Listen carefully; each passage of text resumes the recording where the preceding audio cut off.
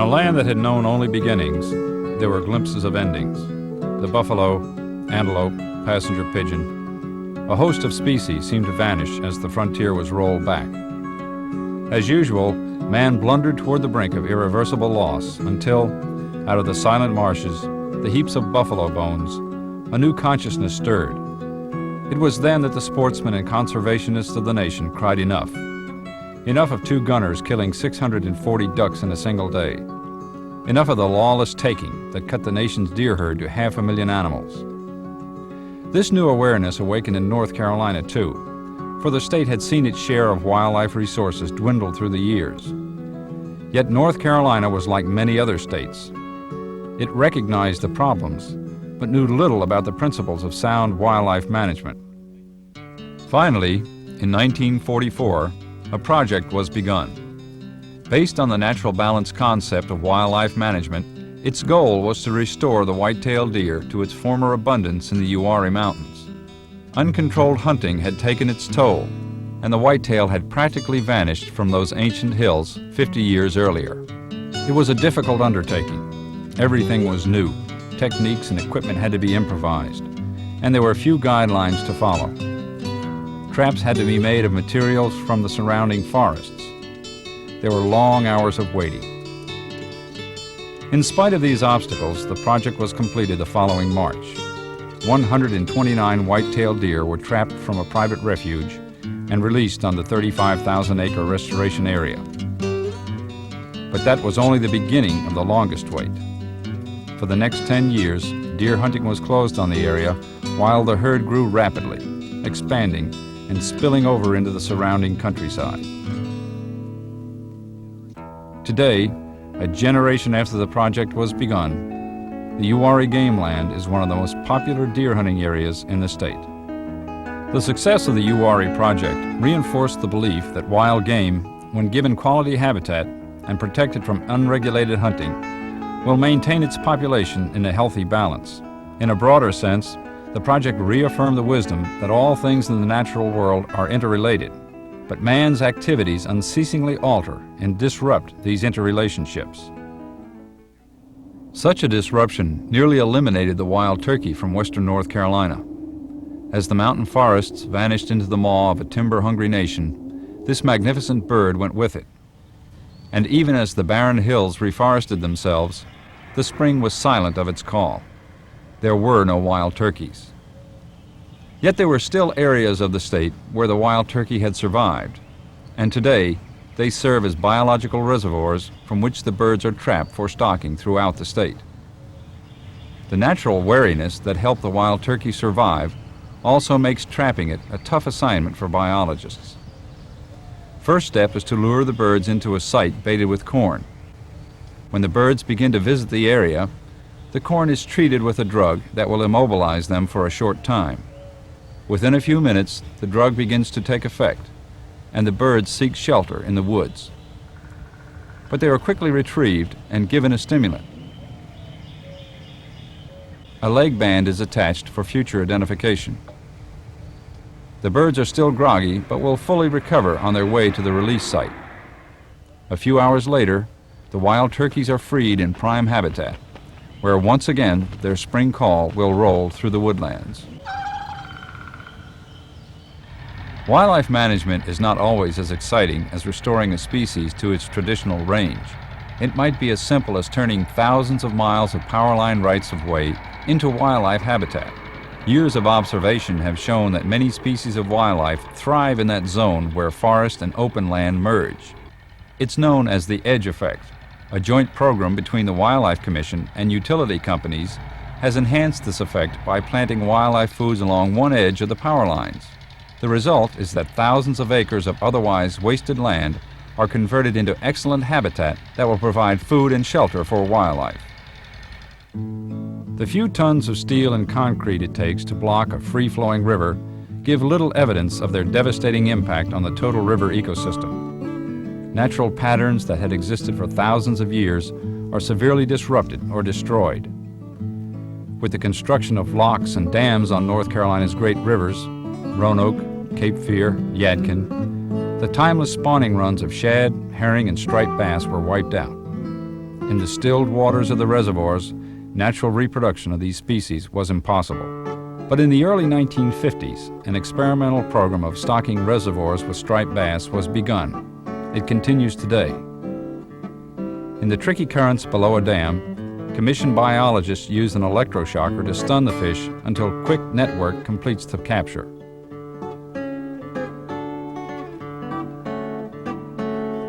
Each fish is measured. A scale sample taken to determine its age and weighed.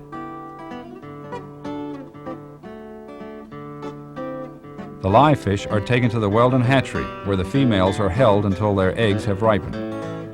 A single female striper may yield more than 1 million eggs. When the eggs have matured, they are stripped from the female and fertilized with milk from the male striper. The fertilized eggs are placed in hatching jars in highly oxygenated water, a critical requirement that is absent in most reservoirs. Held at a temperature of 65 degrees, the eggs harden in about 60 hours.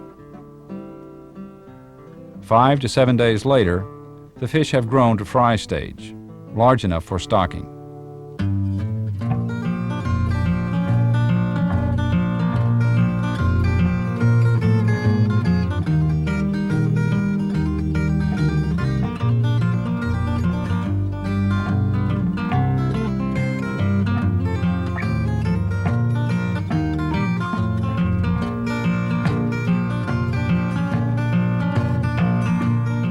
Today, in reservoirs throughout the state, the striped bass is a worthy challenge to any angler, a challenge that might never have been without the stocking program. A generation of wildlife conservation work is marked by numerous accomplishments. Many wildlife populations thrive in greater numbers than ever before, but a continuing effort by field biologists is still the key to maintaining those populations and determining the status of others. And in recent years, their efforts have been greatly enhanced by the application of new technology. Yet there are ever new problems that threaten the well-being of our wildlife resources. Such a threat now exists in many of North Carolina's rivers and reservoirs. It's called red sore disease, an infection that strikes many species of fish. Finding the causes of the disease is the goal of a study by fisheries biologists, a study that is a classic example of the problems facing modern wildlife research. The fish clearly are victims of an ailing ecosystem. Wildlife is often its most sensitive barometer. But before the health of an ecosystem can be restored, there must be strong evidence of what is causing the ailment. In the cotton fields of southeastern North Carolina, a study has been conducted to learn more about the effects of pesticides on small game populations. In recent years, hunters have argued that small game, especially quail and rabbits, is just not as plentiful as it used to be. Their concern may be justified. Specimens collected by field researchers have turned up traces of pesticides, particularly organophosphates, in small game populations. Similar studies have shown that these chemicals can have a devastating impact on other wildlife populations. The production of enzymes in the blood and brain decreases. Egg production declines, and mortality and deformation in bird embryos increases. Such habitat disruption has been given little attention in the past. The malady is insidious, and wildlife, when it is ill, seeks to hide. The evidence is hard to find. Yet learning more about these disruptions is the real challenge of wildlife research, for knowledge must always precede solutions. Not all wildlife research is aimed so directly at problem solving. Sometimes it seeks to enhance wildlife through the manipulation of existing species. In research ponds scattered throughout the Piedmont, a project is underway that could make pond and lake fishing a lot more exciting. By crossbreeding the best qualities of a couple of sunfish species, the aggressive little green sunfish and the sturdy but finicky shellcracker, fisheries biologists are working to develop a fisherman's dream, a fish that will strike at anything and grows fast and big enough to make it very interesting when it does.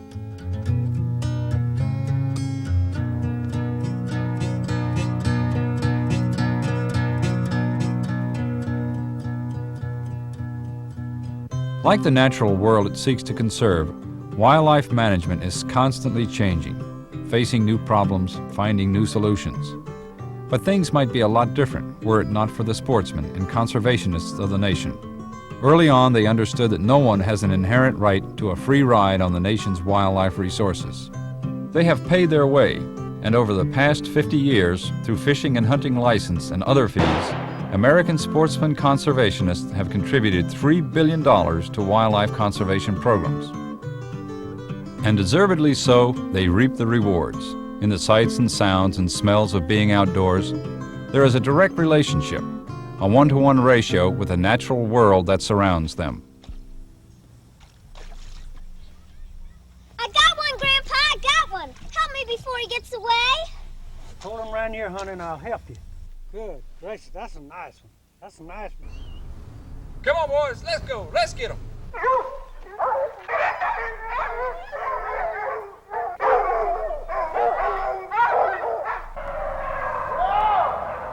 Listen to that. Told you Susie struck the trail first.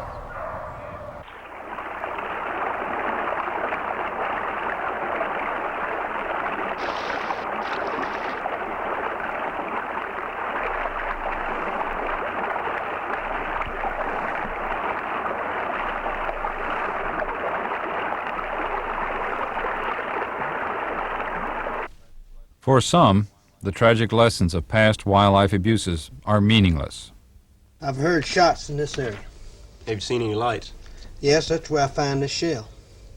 I've had some reports right around there. Well, Jim, we'll go ahead and set up on this road tonight. You go ahead and take the upper end, and I'll set up on the lower end of the road. That looks good. All right. Their greed and indifference to wildlife conservation could again lead to the decimation of our wildlife. And this time, it might not recover. Where the hell you been? Well, I just came by Dobson's big field, and I counted 17 over on the back side. Boys, if you're waiting for me, you're backing up. Leon, you drive the blocking car.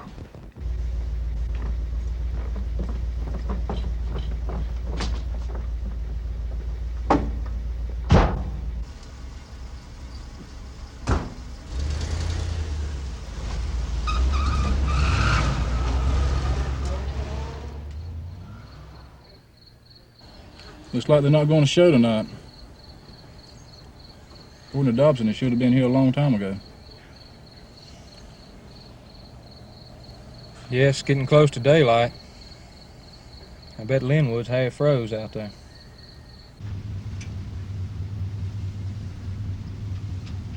Two or three, I think the boys are showing. He's on in.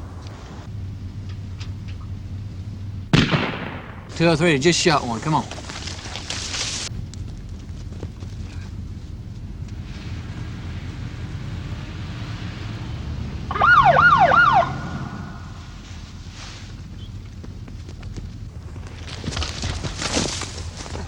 Going the wrong way, ain't you, fella? I believe you fellas picked the wrong time to do it this time, didn't you?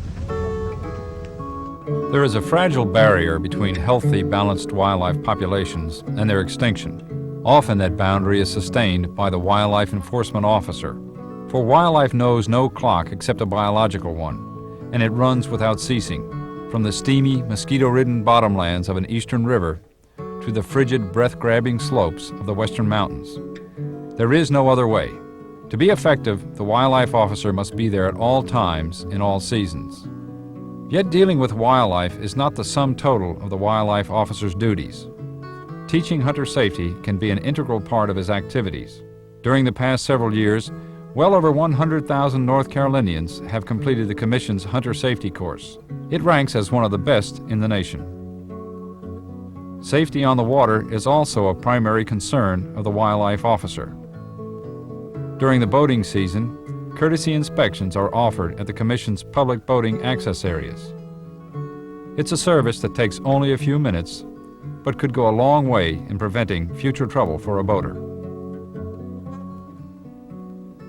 Through this constant exposure to the natural world, learning its many moods and changes, the wildlife officer develops an awareness and understanding that serves him in many ways. He is often called upon to share that understanding.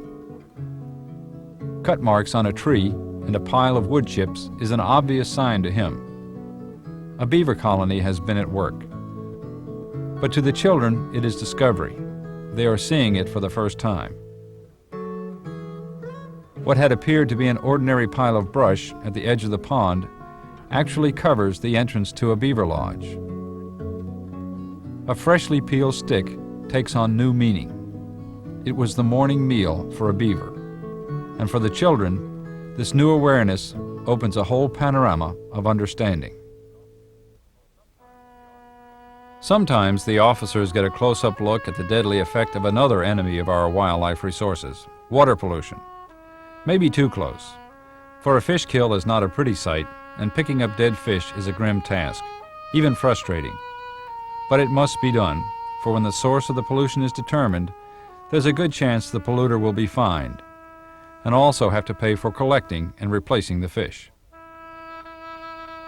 Although the wildlife officer's job demands great versatility, his ultimate mission is as protector of our wildlife resources, a role that is never forgotten.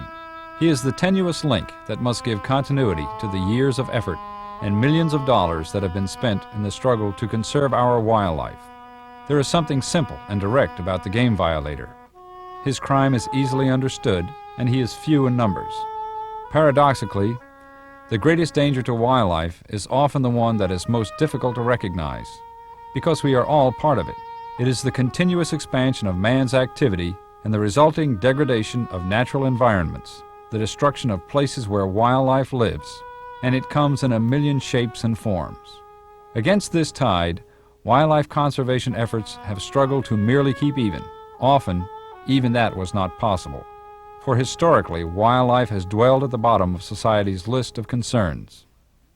Fortunately, a new period of environmental awareness brought the realization that if wildlife cannot survive in a given place, then there is the likelihood that neither will man be able to dwell there. The welfare of our wildlife resources gained new status, and suddenly what was happening to them really did matter. It meant that finally, a biologist could object to a project that might harm or destroy the fish in a stream or a lake. At the same time, the dam builders, channelizers of streams, drainers of swamps, and fillers of marshes were forced to assess and adjust their projects to wildlife and its habitat. As wildlife values increasingly became a part of project planning, the questions about the ecology of project areas mounted. More information was needed. Cooperation between conservation agencies and the private sector could not take place without it.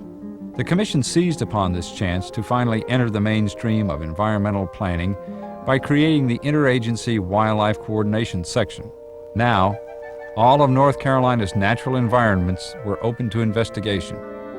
The rich ecology of the eastern swamps, for many years victimized by indiscriminate draining and channelization, has become the focus of extensive study by section biologists. They investigate the numerous biological relationships of the area. The density and composition of vegetation is measured. Populations and species of birds, fish, and mammals are carefully recorded. They are all part of the ecosystem. From this information, a composite picture of the swamp ecosystem is drawn, a picture assuring that wildlife values in the area will be given primary consideration in the planning of future projects. Included in the duties of this new section is the review of environmental impact statements and the development of a non-game and endangered species program. Fortunately, the millions of acres of woodlands, marshes, and rivers set aside over the years by the sportsmen's dollars were also serving as sanctuaries for thousands of non-game species. Some of these species, it turns out, were endangered. The existence of the brown pelican was severely threatened by doses of pesticides concentrated in the fish it ate. This constant diet of pesticides caused a thinning of the bird's egg shells, a critical disruption that made successful incubation nearly impossible. In Piedmont, North Carolina, the diminutive bog turtle has been a frequent victim of habitat destruction. The existence of another species, the red-cockaded woodpecker, was seriously threatened when increased logging culled its nest trees.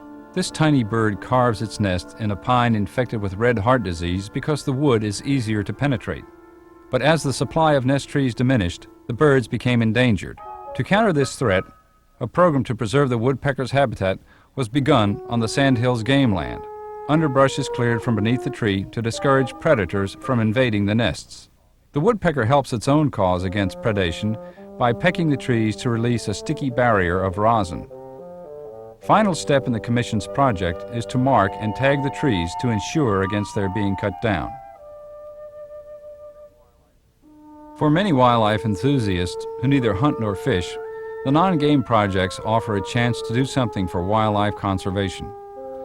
Through the Carolina Conservationist Program, funds they contribute go directly into projects aimed at the management, protection, and conservation of non-game and endangered species.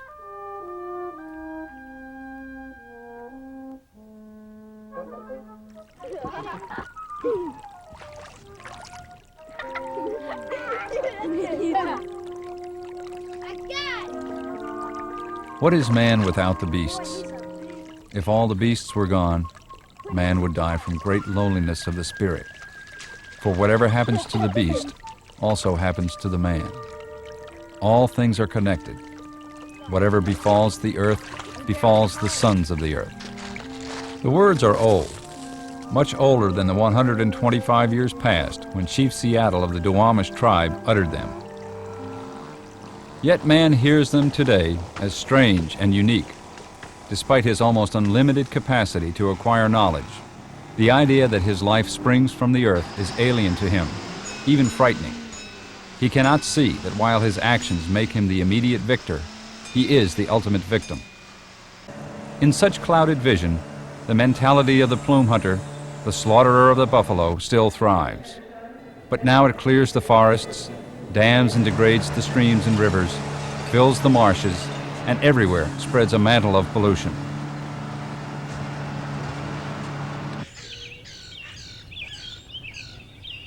For nearly a century, the hunters and fishermen, conservation groups, and wildlife agencies have stood against these inexorable forces. Billions of dollars and millions of man-hours have been expended in the effort to restore and maintain our wildlife resources. Within this framework, it is a story of achievement and success. Outside of that framework, we fail apace, and even greater challenges lie ahead. There is little doubt the sportsmen and conservationists will continue to do their share, will, in fact, lead in the struggle. But they cannot do it alone. There must be a meeting of minds of all who are concerned with wildlife, whether they harvest it, or merely want to look at it, or simply want the assurance of knowing that it is still out there.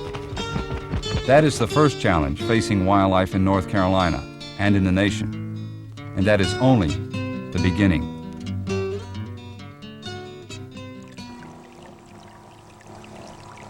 Where you going now, sissy?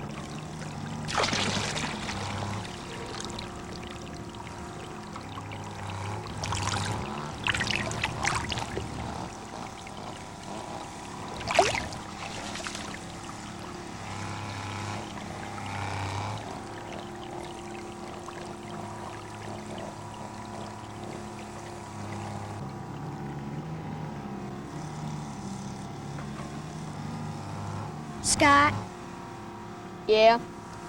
why did they cut down all the trees? I don't know. Big lake or road or something. Well, if they cut down all the trees, where can the birds build their nest? They'll just move to a new place.